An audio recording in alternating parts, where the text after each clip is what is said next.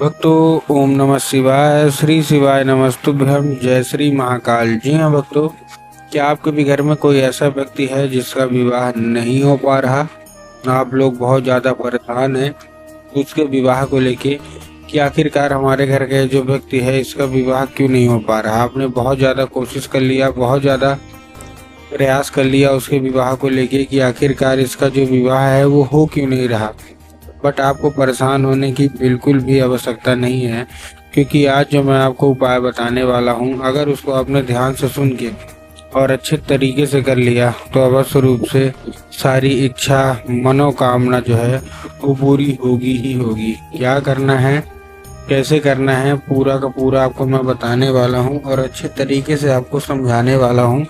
तो बस उपाय ध्यान से सुन के अच्छे तरीके से करिएगा ज़रूर। और अगर आपने आज का ये उपाय ध्यान से सुन के और अच्छे तरीके से कर लिया तो सारी इच्छा मनोकामना जो है वह रूप से पूरी होनी ही होनी। क्या करना है, कैसे करना है, पूरा का पूरा मैं बताने वाला हूँ और अच्छे तरीके से समझाऊंगा। तो बस एक एक उपाय ध्यान से सुनिएगा ही सुनिएगा।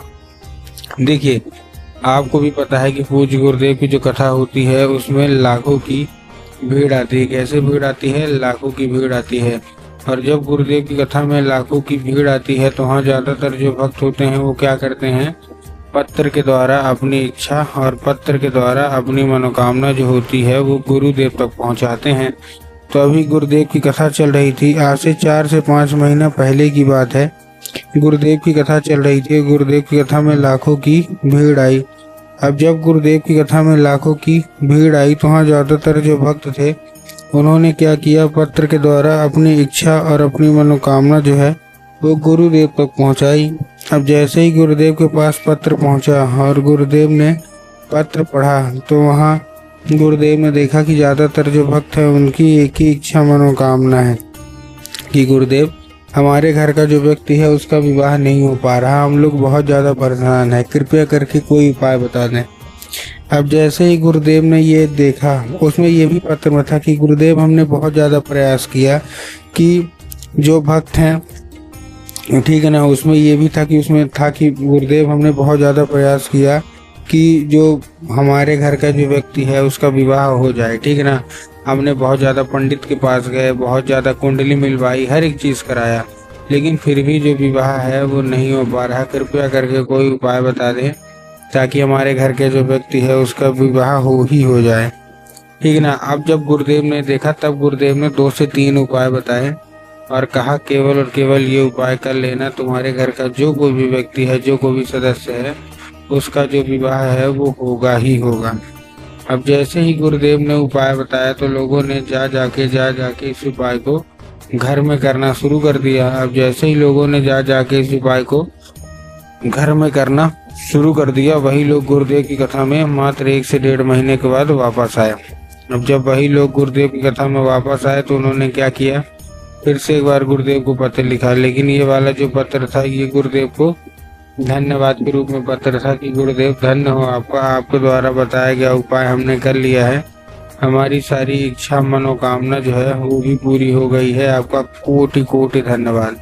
तो देखिए, जो लोग भी मेरी आवाज़ अभी सुन रहे हैं ना, अगर आपको भी जानना है कि आखिर ऐसा कौन सा उपाय है जिसको करने मात्र से इच्छा मनोकामना जो है वो पूरी हो जाती है, तो चलिए हम बताते हैं आपको आज की इस वीडियो के माध्यम से कि आपको करना क्या है। तो बस उपाय ध्यान से सुन के अच्छे से करिएगा ज़रूर।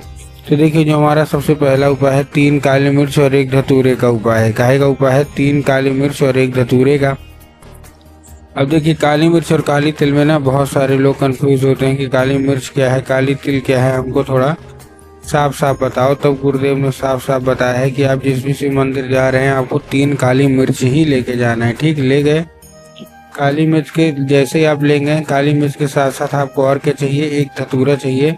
और ये धतूरा अपने बच्चे के हाथ में देके उसको भेज दीजिए कहाँ, सीधा सीधा शिव मंदिर। अब जैसे ही आपका बच्चा शिव मंदिर पहुँचेगा, शिव मंदिर पहुँचने के बाद उसको बोलिएगा कि दक्षिण दिशा में खड़ा हो जाए और उत्तर की ओर अपना चेहरा कर ले। अब देखिए, दक्षिण और उत्तर में भी ना बहुत सारे लोग कंफ्यूज होते हैं कि दक्षिण क्या है, उत्तर क्या है, हमको थोड़ा साफ साफ बताओ। तब गुरुदेव ने साफ साफ बताया है कि आप जिस भी शिव मंदिर जा रहे हैं उस शिव मंदिर का जिधर साइड जलाधारी होगा आपको अपना चेहरा उधर साइड करके खड़े हो जाना है। ठीक, खड़े हो गए। खड़े होने के बाद आपको एक नाम लेके, कौन सा? महादेव का। बहुत ही सुंदर सा नाम है, श्रम्भेश्वर महादेव। तो आपको करना क्या है, आपको श्रम्भेश्वर महादेव का नाम लेके और उन्हीं का स्मरण करके आपको चुपचाप क्या कर देना है, अर्पित कर देना है बस। पूज्य गुरुदेव कहते हैं कि अगर आपने ऐसा कर लिया तो अवश्य रूप से इच्छा मनोकामना जो है वो पूरी होनी ही होनी है।